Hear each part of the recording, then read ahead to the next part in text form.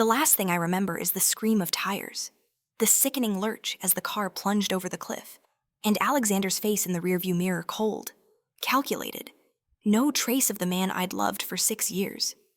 Then darkness, absolute nothing, until the lightning hit. Not the storm outside the car, but something inside me, a white-hot surge that felt like the universe ripping open and shoving me backward through time.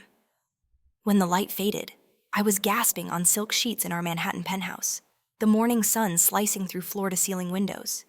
My hand flew to my chest, no broken ribs, no blood, just the massive diamond on my finger glinting like it was laughing at me. The calendar on the nightstand read June 14, 2023. 2 years before the accident, 2 years before Alexander Kane, my fiancé and co-founder of Kane Harper Tech, decided I was the only obstacle left between him and total control. I sat up slowly, heart pounding.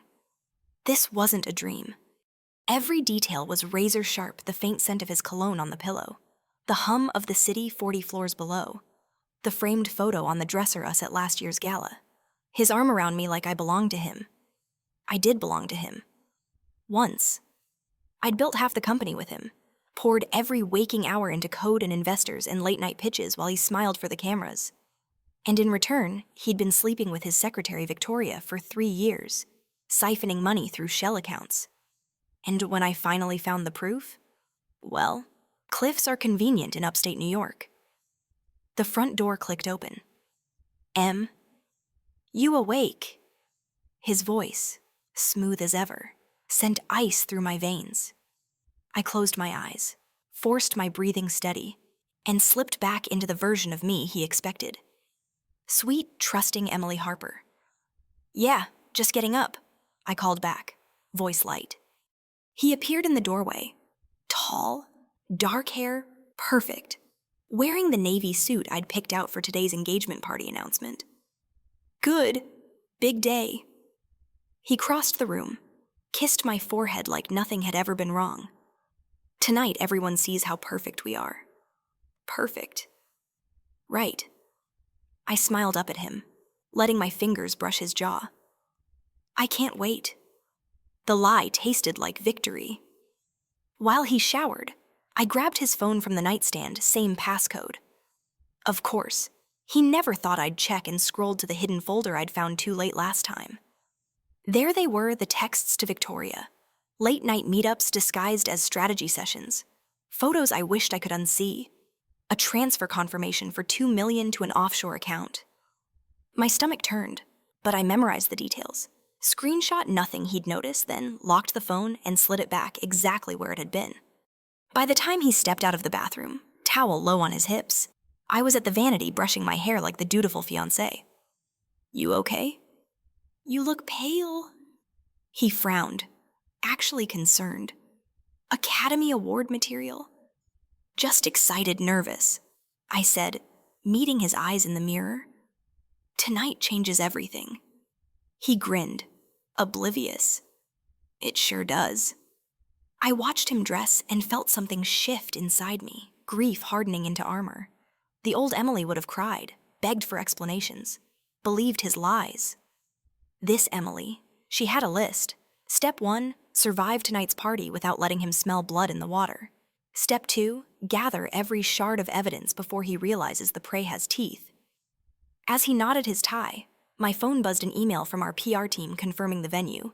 Guest list, press attendance, perfect stage for the happy couple. I typed a quick reply, then opened a second app, one I hadn't installed last time, encrypted cloud storage. I started a new folder titled Insurance. Tonight, I'd begin filling it. Alexander checked his watch. Cars downstairs in 20. Wear the blue dress, the one that photographs best. Of course, I said softly. The blue dress, the one Victoria had accidentally ordered in 2 sizes last month. Just to make sure I felt insecure next to her. I'd burn it later. For now. I'd wear it like armor. He left the bedroom to take a call, and I stood in front of the full-length mirror. Same green eyes, same auburn hair, same face the tabloids called America's sweetheart entrepreneur. But the woman staring back was a stranger, harder, focused, alive. I whispered to my reflection the promise I'd carry for the next 2 years. This time, Alexander, you're the one going over the cliff. The engagement party was held at the top of the standard rooftop, glittering with string lights. Manhattan sprawling below like a circuit board. Tech investors, journalists, Silicon Alley influencers, all sipping champagne and waiting for the Kane Harper fairy tale moment. I played my part flawlessly, hand tucked into Alexander's arm, laughing at the right jokes, posing for photos with the ring held just so. Victoria was there, of course. Sleek blonde hair, red dress cut dangerously high, playing the loyal executive assistant. She glided over with 2 flutes of champagne the second Alexander was pulled away by a venture capitalist. "Emily, you look stunning," she purred, air kissing near my cheek. "So happy for you both." Her perfume made me want to gag. "Thank you, Vic. Couldn't do it without you." I accepted the glass. Didn't drink. She lingered. "Alexander's been under so much pressure lately. The new funding round. All those late nights." Her eyes searched mine for jealousy, for weakness. I gave her a warm smile. "I know. He tells me everything." A flicker of uncertainty crossed her face. Good. Let her wonder. Across the room, Alexander caught my eye and raised his glass in a private toast. I mirrored it, heart steady.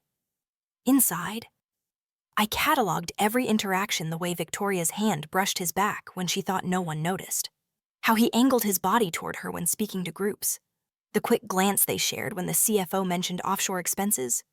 Evidence, all of it, later, on the terrace away from the crowd. I finally breathed. The city lights blurred for a second, and the old grief hit memories of believing in him, planning a future, thinking we were equals. I gripped the railing until my knuckles whitened. Footsteps behind me. Not Alexander. Ryan Holt. Tall, sharp suit, darker hair than I remembered from industry panels. He was the antitrust lawyer circling our company for months, rumored to be building a case on anti-competitive practices. In my last life, he'd been a name in headlines after everything collapsed. Tonight, he was just a guest holding 2 waters. "You looked like you could use something non-alcoholic," he said, offering one. I took it. "Thanks." "Ryan Holt." "Right." He nodded, leaning against the railing beside me. "And you're the bride-to-be? Congratulations." His tone held zero enthusiasm. "You don't sound convinced." He gave a half smile. "I've seen a lot of power couples in this industry. Most of them crash eventually. Direct." I liked it. "And you think we will?" "I think Alexander Kane plays a longer game than most people realize." He glanced inside where Alexander was laughing with investors. "Be careful, Emily. Some games have hidden rules." He walked away before I could respond, leaving the warning hanging in the air. Hidden rules. If only he knew how well I'd learned them the hard way. Back inside, the toast moment arrived. Alexander pulled me to the center of the room, arm possessive around my waist. Cameras flashed. "I want to thank everyone for being here," he began, voice carrying effortlessly. "Emily and I started this company in a tiny apartment with nothing but an idea and stubbornness. Tonight we celebrate not just our engagement, but the future we're building together." Applause thundered. Victoria stood front row, eyes shining with unshed tears like she was the proud best friend. I waited for my cue, smiled radiantly, and added my part. Alexander's taught me that real partnership means absolute trust. I paused. Let the words hang. I trust him completely. The crowd ate it up. Only 3 people in the room knew I was lying. Alexander and Victoria. When the applause died, I excused myself to the restroom. Locked in a stall. I opened my phone and started a new encrypted note. Offshore account, Cayman Trust, number 449. Victoria's burner number ends in 8271. Tonight's footage, check rooftop cameras for 10:47. PM. I saved it, uploaded to the cloud folder, then deleted the app trail when I stepped out. Victoria was at the mirrors reapplying lipstick. Our eyes met in the glass. "Big night," she said casually. "Life-changing," I replied, washing my hands slowly. She capped her lipstick. Alexander's lucky to have someone so understanding. The dig was clear she thought I was still clueless. I dried my hands, stepped close enough that only she could hear. "Careful, Vic. Some women understand more than you think." Her smile faltered for a split second. I walked out first, heels clicking like a countdown. Back in the main room, Alexander found me instantly. Everything good he asked, fingers tightening on my elbow. "Perfect," I said, leaning into him. "Just ready to go home and celebrate privately." His eyes darkened with possession and desire. He had no idea the celebration I was planning would be his downfall.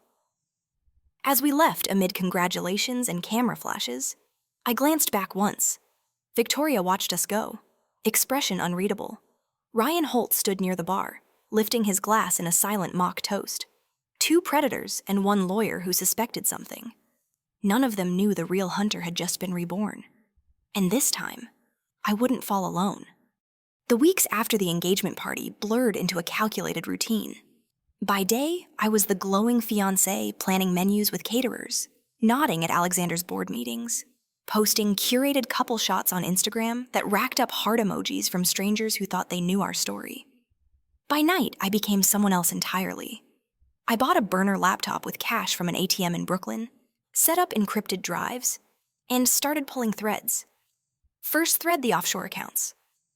I'd watched Alexander log into the corporate banking portal enough times to memorize his rhythm, how he paused before the 2-factor code, the exact angle he held his phone. One evening while he was working late code for Victoria's apartment on the Upper East Side, I sat at his desk, heart hammering, and mirrored his keystrokes. The portal opened. There they were, monthly transfers to a Cayman entity labeled consulting fees, timed perfectly with our biggest funding rounds. 2 million here, 1.8 there. My money, our money, funneled away like water down a drain. I didn't download anything too risky, but I photographed every screen with the burner phone, timestamps visible, evidence one secured. Next came the security cameras. Kane Harper Tech had state-of-the-art surveillance, Alexander's pride. He bragged about it at every investor dinner. What he never mentioned was that the feeds backed up to a cloud server he alone controlled. Or so he thought. I'd helped design the system in the early days, back when we were partners. There was a maintenance backdoor I'd built for debugging, never removed. At 3 a.m. one Tuesday, wrapped in an oversized hoodie in a 24-hour cafe in Queens, I logged in. Dozens of clips Alexander and Victoria in his office after hours, her perched on his desk, his hands where they had no business being. Another clip, him on a burner phone in the parking garage, voice low. "Make sure the wire hits before the Series C closes. She can't know until it's too late." My stomach twisted, but I saved the files to an encrypted folder titled Graveyard. While I built my arsenal, I rebuilt myself. Mornings at a private gym in Soho with a trainer who didn't ask questions, weights, boxing, sprints until my lungs burned and the old helplessness felt smaller. Evenings in online law courses under a fake name, learning securities fraud statutes, fiduciary duty breaches, attempted murder enhancements. Knowledge was ammunition. Alexander noticed the changes. "Of course.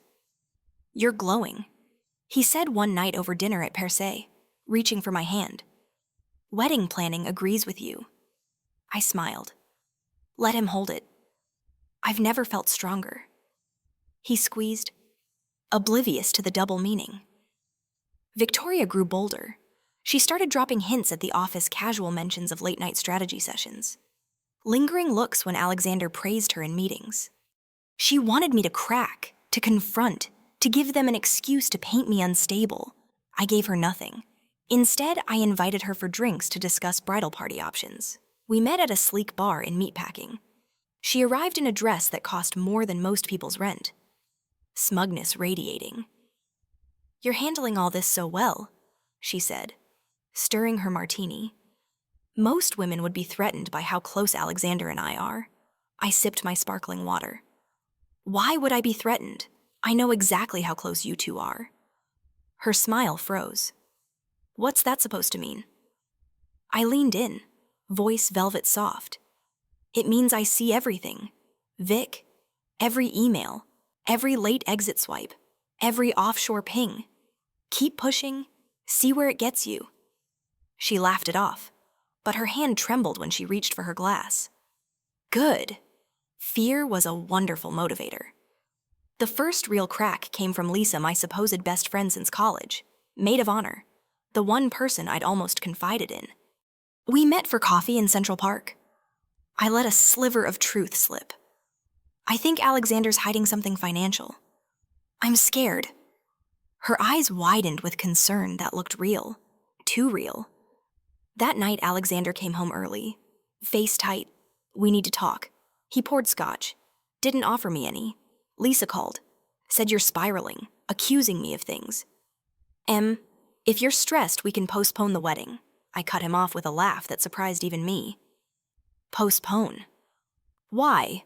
So you can move more money before I notice his glass paused halfway to his lips. What did you just say? I stepped close. You heard me. I know about the Caymans. I know about her. And I know you're running out of time. For the first time. Genuine alarm flashed across his face. He recovered fast, voice turning gentle concerned. You're not well. Let me get you help. Classic gaslighting. I walked past him to the bedroom, locked the door, and opened the burner. New note. He's escalating. Watch for sabotage. That night, I lay awake listening to him pace the living room. Phone calls in hushed tones. On the rooftop later, wind whipping my hair, doubt crept in for the first time. If I burned him down completely, if I took everything, would I still recognize myself? Was I becoming the monster to slay the monster? The city lights offered no answers. But I pushed the thought down. Mercy was a luxury I couldn't afford twice. The escalation came faster than I expected.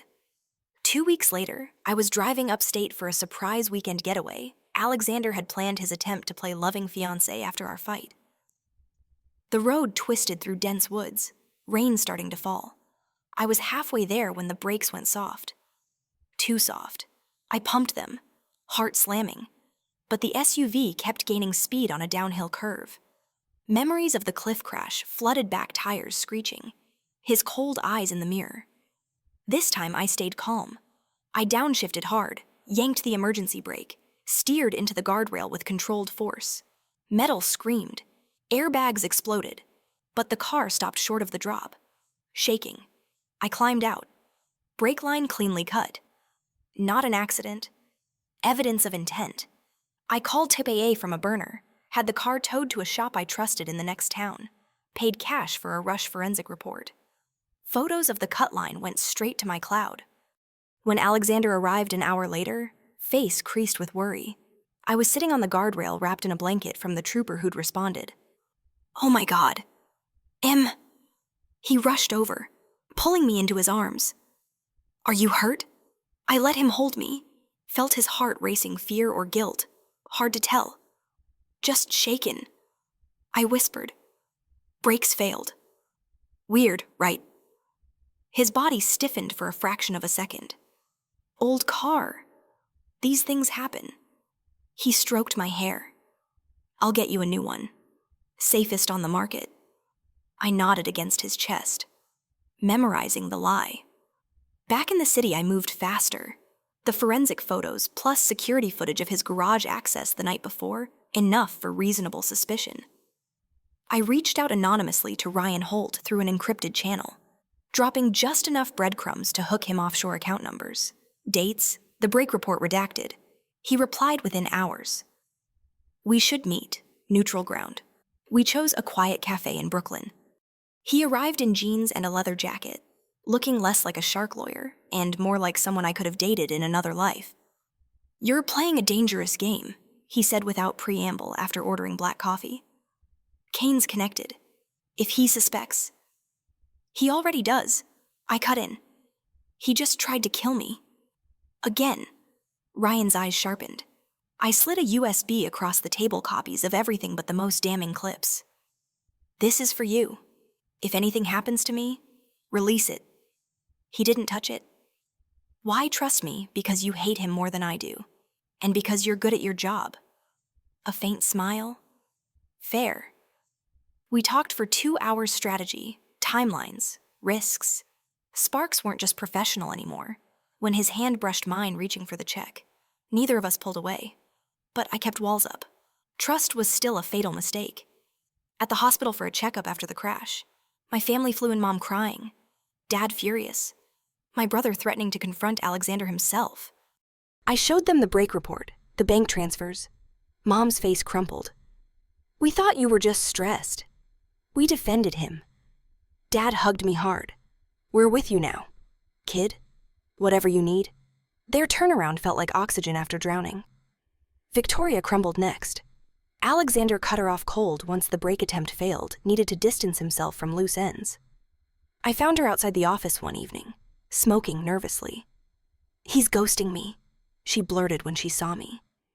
After everything I did for him. I almost felt sorry. Almost. You mean after everything you did to me? Tears welled. I didn't want anyone hurt. He promised we'd be together once, save it. I stepped closer. You have a choice. Testify when the time comes, or go down with him. Clock's ticking. She fled. But 2 days later, an anonymous email arrived her personal records of Alexander's instructions. Dates, amounts, insurance. She wrote, "Don't let him win." Alexander's own cracks showed in a late-night confrontation at the penthouse. He'd been drinking. "You're destroying us," he shouted, slamming a glass against the wall. "Whatever you think you know, I stood my ground. I know you're dying." The room went silent. His medical records hacked from his private clinic pancreatic cancer. Stage 4, months left at best. He hadn't told anyone.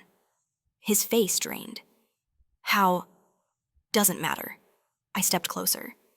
You sped things up because you're scared. Wanted everything before the clock ran out. But you forgot one thing. He sneered through pain. What's that? My voice was ice. I'm not the girl you push off cliffs anymore. You're the one running out of time. He lunged like he might hit me, then collapsed onto the couch, head in hands. For one moment, I saw raw fear, the man who'd charmed the world reduced to a terrified animal. Part of me wanted to comfort him. The rest remembered the plunge, the betrayal, the cold calculation. I walked away, walked. The press started sniffing anonymous tips about financial irregularities at Kane Harper Tech. Stock dipped. Board members called emergency meetings. Alexander raged, hired crisis PR, pointed fingers at disgruntled ex-employees. He had no idea the storm was coming from inside his own house.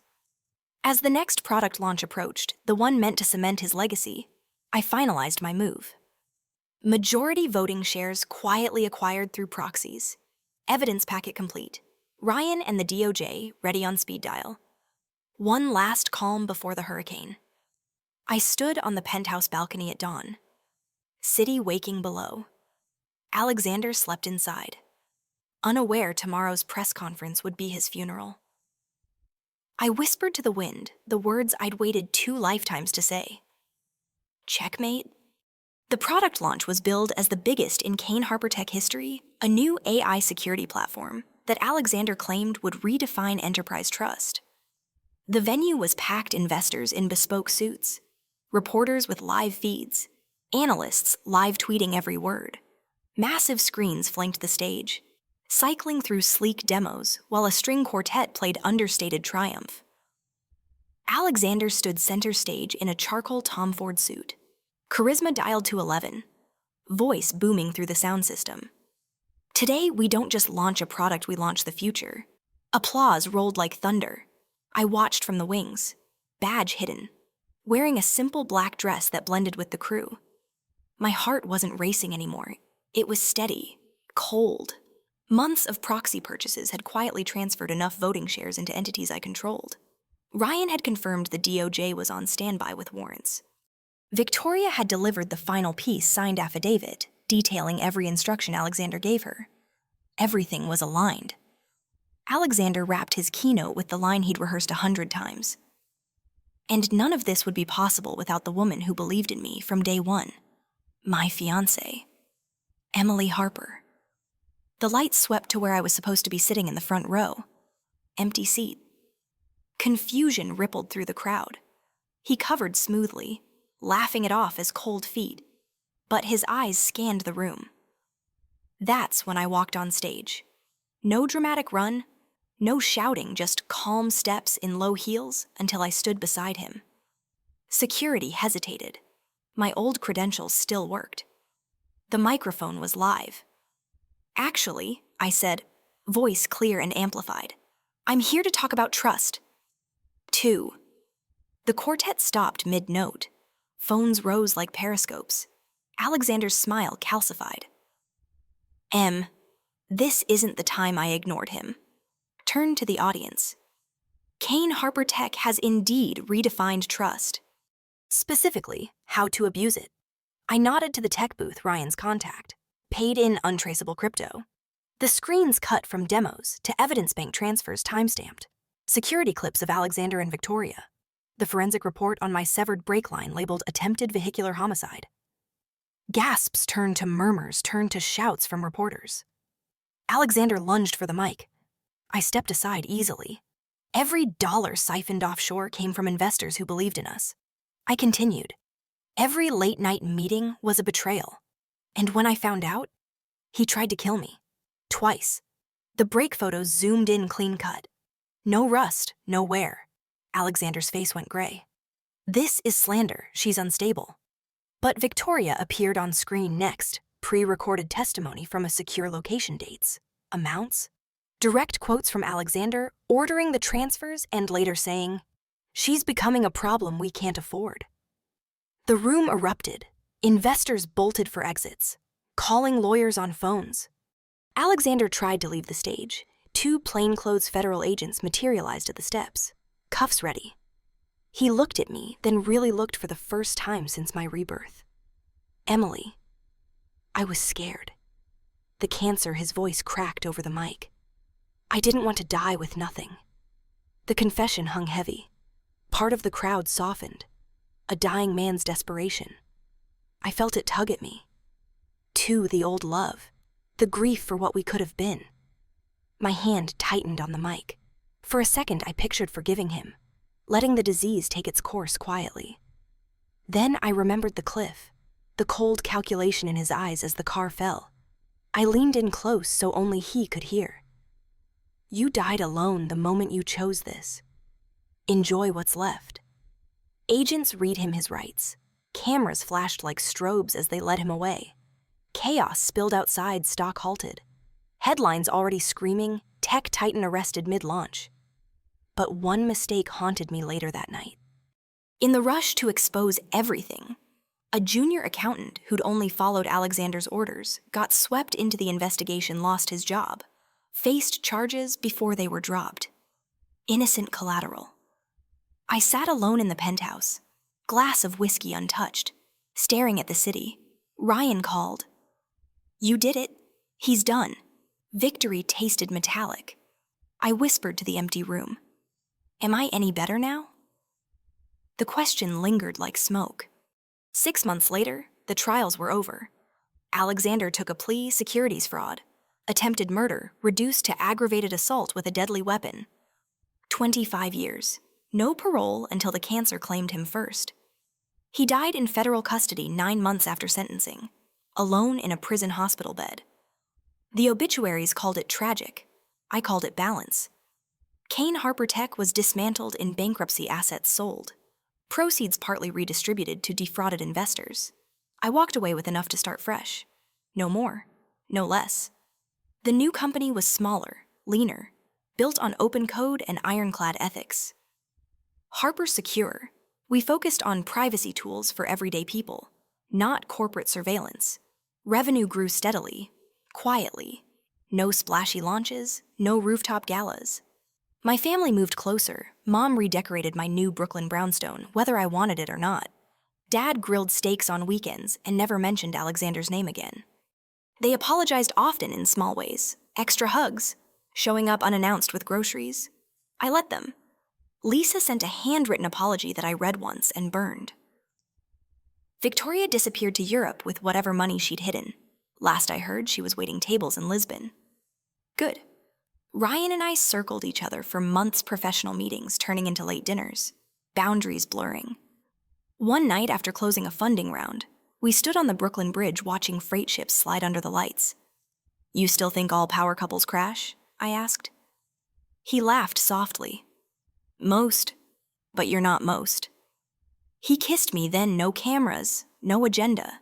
Just two people who'd seen the worst in the industry and still wanted something real.